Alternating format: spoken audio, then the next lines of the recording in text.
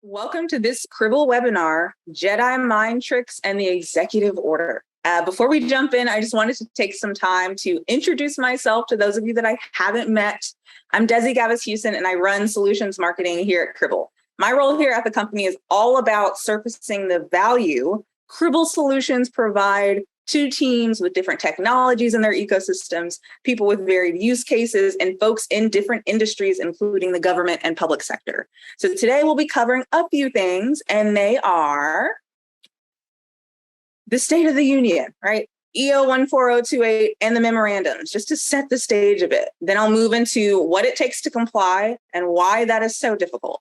From there, I'm going to share 3 tricks on how to get executive orders working for you. And finally, I'll move into a demo of some of the agency-specific capabilities of Cribl Stream. So the United States is the #1 target for cybersecurity attacks in the world. This stat is from this year, so we are still #1. 38% of targeted cybersecurity attacks so far in 2022 were aimed at the United States data and systems. And when you think about how many countries are in the world, right, that's alarming. 38% is a huge chunk. And we see it in the news almost every day, right? SolarWinds, the Pulse Secure VPN 0-day. I mean, this stuff pops up all the time. There's an increasing number of cybersecurity attacks. The other thing that's important to note is that there's a heavy reliance from the public sector on private vendors. And vendor lock-in is snatching wigs in the public sector. And on top of all that, you're dealing with all the same data pains that everyone else is, including a deluge of data and tool sprawl. So what EO 14028 does is it emphasizes cybersecurity as a national priority and mandates federal agencies to adapt to today's continuously changing threat environment. Underneath the executive order, we have all these memorandums meant to give guidance around how exactly we go about improving the nation's cybersecurity. We've got M2131, right, which lays out a logging maturity model. M2201 has EDR guidance, right? What do you do for endpoint detection and response? M2209 mandates a zero trust model for agencies. M2216 walks through ZTA implementation and IT modernization. And then M2218, which dropped 2 days ago, walks through secure software development practices for the supply chain. So what does that mean for you? What does that mean for federal agencies looking to comply? It means the struggle is real, y'all. And federal agencies are being asked to do a lot. Support for advanced logging categories, standardizing timestamps, advanced centralized access. I mean, look at all this stuff. Wow, I don't know about you, but when I look at this list, I'm just glad I'm not in your shoes, right? So how do you do it? How do you get all this stuff done and get it done in time? Because remember, M2131 is time keyed. There's a deadline. Right now, a lot of agencies I've talked to have environments that look something like this. You've got data of a lot of types coming from a million sources. You've probably got some agents deployed, right? Multiple tools to process that data. And then you've got to stream it on the way to a destination. It's inefficient, it's inflexible, and it's expensive. But when agencies introduce a data pipelining engine like Cribl Stream into their environments, all of a sudden, their environments start to look like this. It's streamlined, it's efficient, and there's a centralized control plane in place to manage and process your data in flight on the way to its destination. So what does that do for you? It enables you to take control of your security and observability data, and you gain the ability to choose what's best for your agency. You can finally get the right data where you want it in the formats you need, and you can do it cost effectively. The flexibility and choice you then get from this is out of this world. You can choose where to process data streams, whether that be at the edge or in flight. And you can choose a cloud, on-premises, or hybrid deployment model. So you can go from struggle bus to hyperdrive. Remember all of those requirements I showed before. The Cribl product suite fully supports the vast majority of them. And when you also introduce the data privacy vendor of your choice, you can also achieve top-tier log protection and validation. And here's what you're then able to do. SIM optimization and data reduction. You can free up valuable analytic capacity in your SIM by sending data to the most cost-effective destinations. Shouldn't be using your SIM as like a storage receptacle. That makes no sense. Leverage low-cost storage, leverage object storage, and just get your data routed more efficiently. Second thing you can do is comply with EDR directives in M2201. Bring in endpoint data from any source and send it to any destination for consolidation. You get increased data retention and the ability to archive data that you don't need now. Address the requirements of M2131 so you can comply with the most critical elements of each maturity level by augmenting your current logging environment. That's huge. Rely on the tools that you've already worked hard to bring in and implement. Just augment them. And then the last thing that you can do here is make your ZTA strategy a reality as laid out in M2209, because you're going to get a centralized control plane that adheres to the zero trust model and securely manages device data and traffic flow. So how do you do it? How do you get executive orders working for you? All right, so here are my 3 Jedi mind tricks.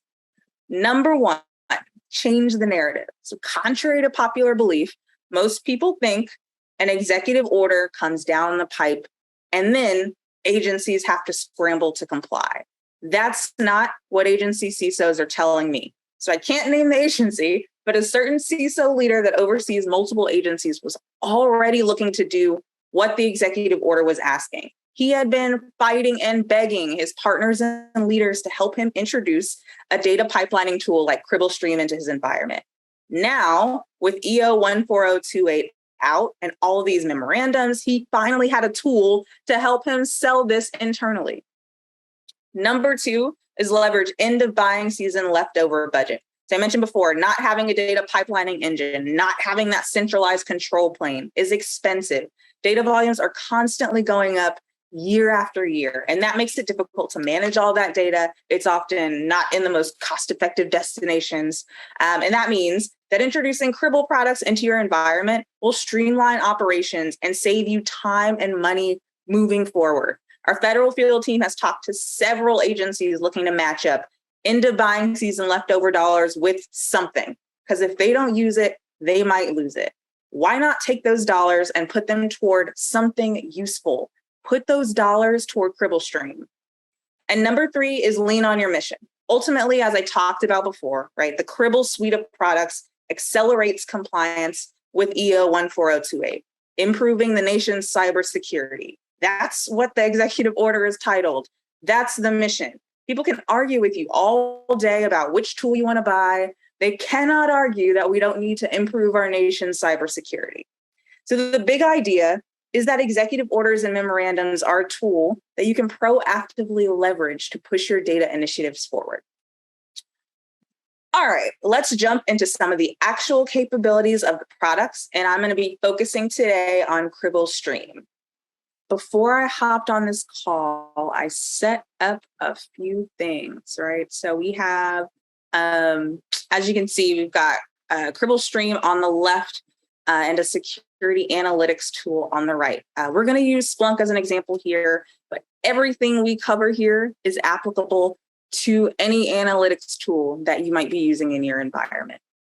So what I set up before we hopped on is I've got some syslog data going to multiple destinations. We've got it going, we see over here to S3, and then I've got it going to a Splunk instance as well. This icon here just indicates that I've added a pipeline to this data. So I'll hop into that in a second so you can see what we're doing to the data on the way to Splunk.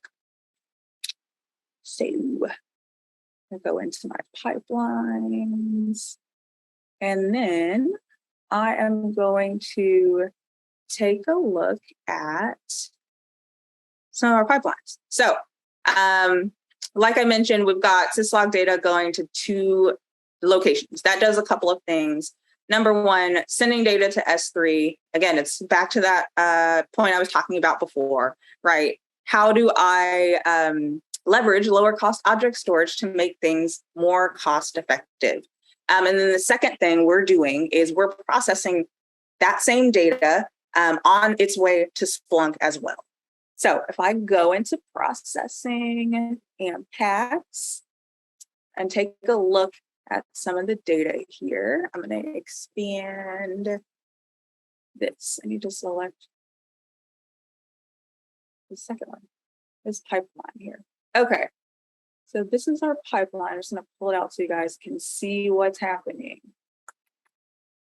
All right, so this is our pipeline. This is the list of things, the list of functions that we want to do to the data on the way to its destination. So Stream can use lookups to enrich events on the fly. What we're going to do is we'll use a GeoIP information lookup to add fields showing the originating IP, city, and country. Right now we've got 4.81, can't read apparently, terabytes per day of data that's flowing right now into our analytics tool. So we are going to add these new fields to the events on their way to Splunk, and I'm going to do that by clicking on this and toggling this on. All this is doing is, like I mentioned, adding GeoIP information to the lookup to add fields showing the originating IPs, city, and country. So when I toggle that on and click save, we've got those new fields being added to the events sent to Splunk. This is going to do a couple of things. It's going to add context to your security data. It saves your analyst time. It's going to make your security tools more efficient because you have better data in them. It's going to improve the accuracy of your alerts and reduce false positives. So now those new fields are added to the events sent to Splunk. And if we scroll down to show our map, we can see which countries are communicating with our data center now. So it looks like we've got, some data flowing to Germany, some going to Poland and stuff like that. But you can actually visualize some of this data and start to see where it's going.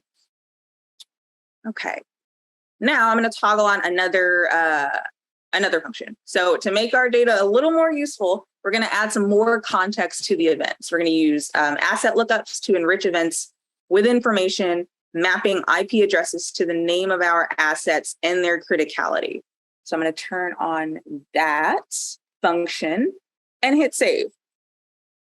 So we can now immediately see, give it a second to pop up here, which assets on our network are critical and what they are.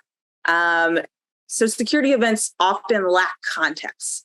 Adding that context is going to reduce security operation costs by saving security analysts time. Now we'll use an external threat intel feed to immediately mark events that have IP addresses communicating with known malicious hosts. Excuse me. So let me do that. I'm going to add this lookup and hit save. Give that a second. Okay, so we can clearly see down here on the map, right? One of our critical servers is talking to a known malicious IP. This is something that we want to investigate or be alerted on right away.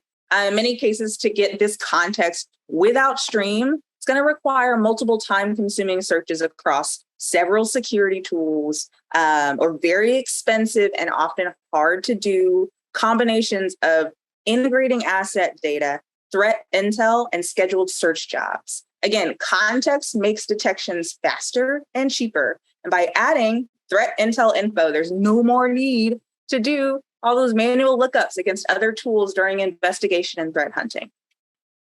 So there's still an issue with our security data, right? There's a lot of it. So if you scroll up here, we see that we've got 6.79 terabytes per day, almost 7. Wow. So let's see how we can significantly cut that volume down. I'm going to turn on this. Where is it? Oh, here. I'm going to turn on this aggregation function. So you can use multiple techniques to reduce data volume, as I'm sure you guys know. Here we're going to use aggregation. So you can see that the event count, well, you can't see it if I don't hit save. You can see that the event count is going down, right? Just like watch this number go down, you guys. It's going down from somewhere around 7 terabytes a day to under 1 terabyte a day. That's a 7x reduction. So in this example, the aggregation that I've set up is happening every 10 seconds, but you can use longer windows to achieve even better volume reduction. Most importantly, can't forget to mention this, we're not losing any visibility into our environment or the context we've added in the previous steps. If we scroll down, we can still see that a malicious IP is, involved in our network. We can still see what communication is happening between our systems. But the data is still going down to under 1 terabyte a day. So security tool, license costs, infrastructure, or honestly, network costs are directly related to data volumes sent to the tools. When you manage data volume in this way, it allows agencies to control or reduce security tools costs. So that is what I wanted to show you guys, how you can use Stream to add additional context to the data going through your systems, reduce data going into your analytics tool to speed up performance, and ultimately get a better picture of what data is flowing in and out of your centers, right? What data is going out of this country and what malicious IPs is it talking to? All righty, I will stop to share. So thanks for joining. If you're interested in doing this, right? If you're interested in maximizing your expiring funds and making EO 14028 start working for you, go to cribl.io/contact and reach out to our team. Thanks for joining. And we'll see you at the next one.